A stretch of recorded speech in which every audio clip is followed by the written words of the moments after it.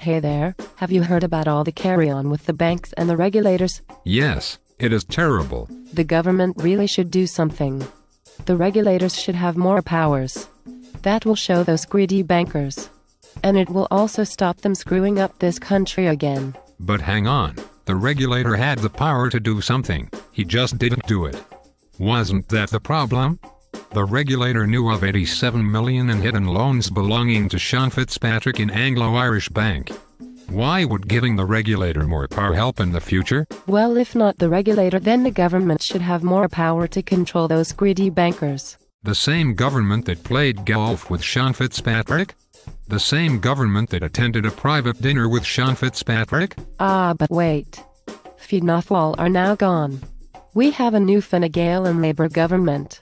They are not corrupt and will get the greedy bankers. Are you saying that only people in Fianna Fáil are corrupt?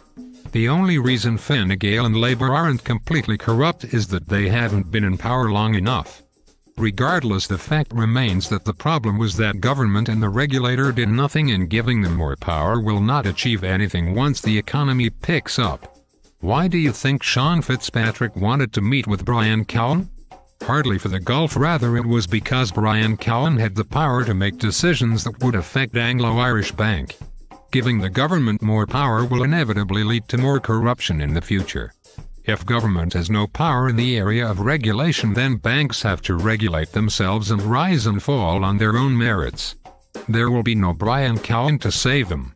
Corporations and banks love it when government gets more power. It means they can host fundraisers, dinner parties, etc., at which they can meet the relevant minister and screw over the general public. Oh, I see now.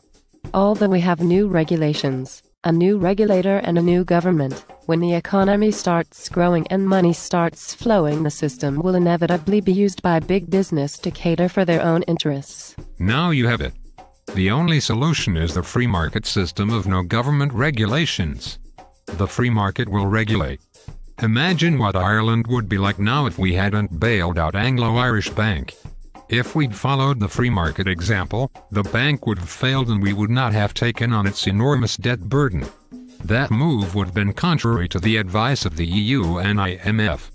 But let's look at the one country that didn't follow their advice: Iceland.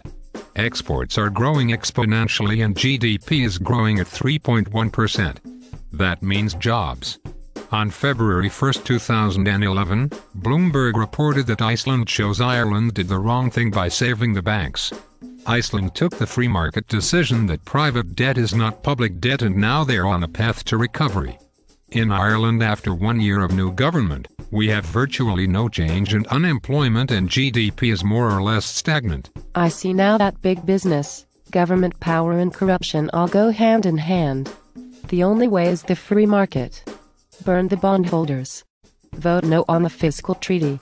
And separate public and private debt. That's the spirit.